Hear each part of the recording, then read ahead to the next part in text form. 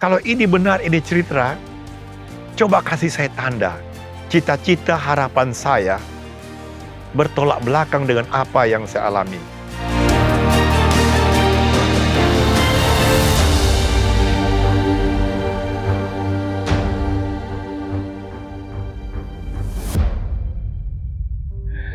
Nama saya Stefanus Wijaya. Saya lahir dari keluarga yang sederhana. Bahkan saya dilahirkan bukan di rumah sakit, tetapi di rumah lewat pertolongan dukun beranak. Dan saya adalah anak bungsu dari 5 bersaudara, laki-laki semuanya. Namun walaupun demikian, sejak kecil kami sudah diajar bekerja keras. Setiap pagi sebelum sekolah contohnya, saya disuruh berjualan kue apam ya. Setelah pulang sekolah pun, saya diminta menjual pisang goreng, sukun goreng, dan ubi goreng. Nah, ketika saya masuk usia remaja, di situ saya belajar mandiri. Kalau tadinya saya disuruh-suruh orang tua saya untuk berjualan kue, tapi ini spontan saya. Sambil inisiatif, saya tolonglah orang tua saya ini untuk pergi membeli minyak tanah di depot dengan membawa jerigen 20 liter isi 1 jerigen. Saya bawa itu 12 jerigen dengan sampan, menyeberang, dan sampai di depot saya diisi dan saya bawa pulang ke rumah sehingga tangan saya ini betul-betul kebal. Tapi itu dengan penuh sukacita. Dan di tahun 1977 baru saya pindah ke Jakarta. Ketika saya masuk sekolah dan sekolah saya di SMA Percik, di situ saya betul-betul belajar dengan sungguh-sungguh. Dan puji Tuhan, memang saya menjadi juara umum dari sejak kelas 1 sampai saya tamat di SMA Cikini.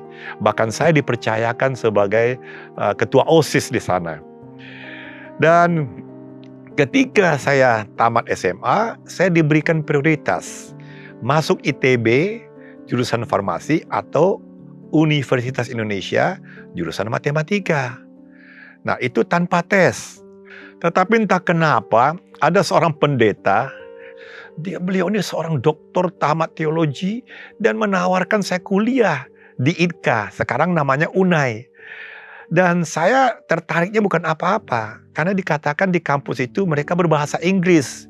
Bahkan tidak heran, dapur dibilang kitchen, perpustakaan library, untuk peternakan ayam disebut poultry, dan orang bekerja di potong-potong rumput ground department. Wah, saya memang tertarik.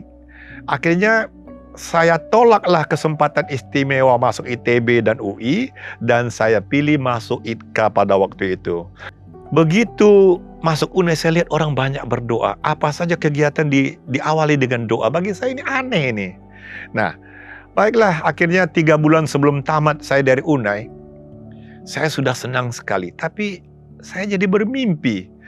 Seakan-akan saya bertemu Yesus dan mengajak saya untuk ikut Dia. Lalu saya menolak. Saya katakan, kalau ini benar, ini cerita, coba kasih saya tanda. Dan terus terang saudaraku, pagi hari Sabat, saya biasa ikut prayer circle yang diadakan di UNAI. Lalu saya katakan, Tuhan, Yesus, saya nggak begitu mengenal Engkau. Tetapi karena Engkau selalu mengganggu saya, sehingga saya tidak bisa tidur semalaman, baik begini sajalah. Kalau saya diminta berdoa untuk orang-orang mahasiswa yang mau dibaptis, nah itu tandanya Engkau memanggil saya untuk dibaptis. Karena saya terus terang hidup saya ini memakai logika. Jadi bagi saya mustahil saya akan diminta berdoa. Saya nggak tahu namanya hidup oleh iman, saya nggak tahu. Tapi apa yang terjadi? Itulah yang terjadi, saya diminta untuk berdoa. Wah, pada waktu itu saya gemetar. Inilah cara Tuhan. Akhirnya yang tadinya saya hanya belajar Alkitab untuk mengenal siapa sih Tuhan Yesus itu. Dan akhirnya saya berkata, baiklah Tuhan, Engkaulah Yesus, dan saya juga siap dibaptis.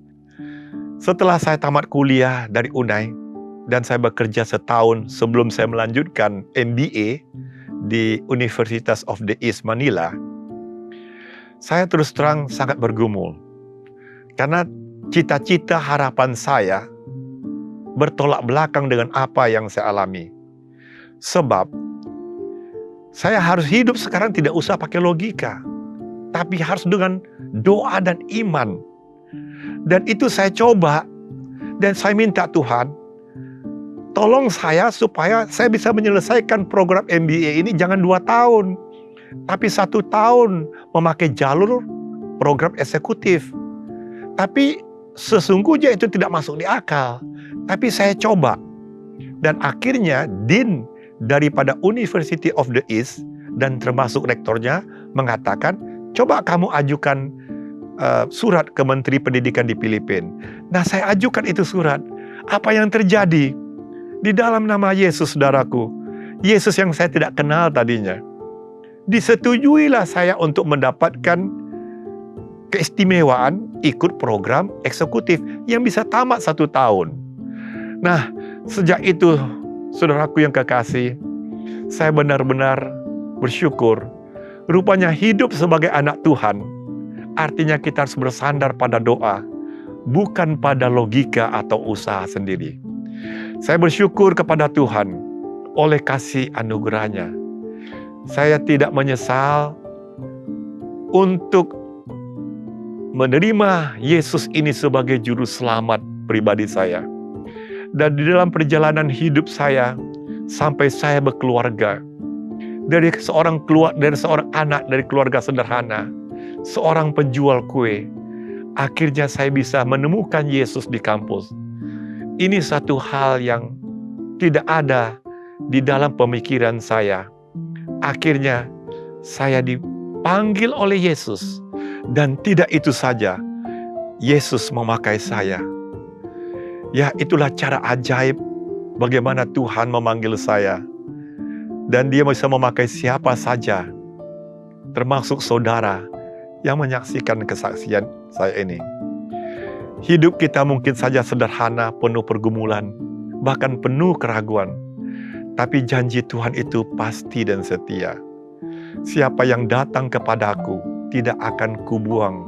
Itu ayat dalam Yohanes 6 ayat 37. Itulah yang menguatkan saya. Dan saya datang kepadanya, Tuhan, terimalah saya.